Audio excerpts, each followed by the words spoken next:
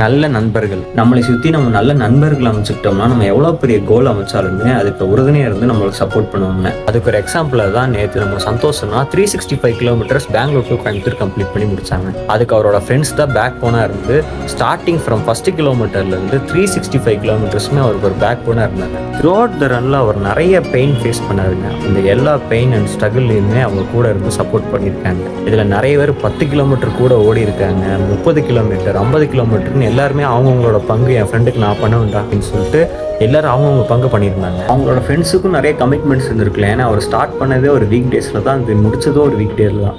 எல்லாத்துக்கும் வேலை இருந்திருக்கும். பட் என்ன தான் கமிட்மெண்ட்ஸ் இருந்தாலும் நம்ம ஃப்ரெண்டு ஒரு பெரிய கோல் அச்சீவ் பண்ணுறான், அவனுக்கு போய் நம்ம முடிஞ்சு சப்போர்ட் பண்ணணும்னு சொல்லி நிற்கிறாங்க பாருங்க, அவங்க தாங்க ஃப்ரெண்ட்ஸு. இந்த மாதிரி ஒரு நல்ல நண்பர்களை நீங்களும் உங்கள் லைஃப்பில் சம்பாரிச்சு வச்சுக்கோங்க. அப்போ தான் நீங்கள் எவ்வளோ பெரிய கோல் அச்சீவ் பண்ணாலும் உங்கள் கூட உறுதியாக நிற்பாங்க. துன்பத்தில் கைவிடாத நட்பு நிழலை போல உன்னை எப்போதும் தொடரும்.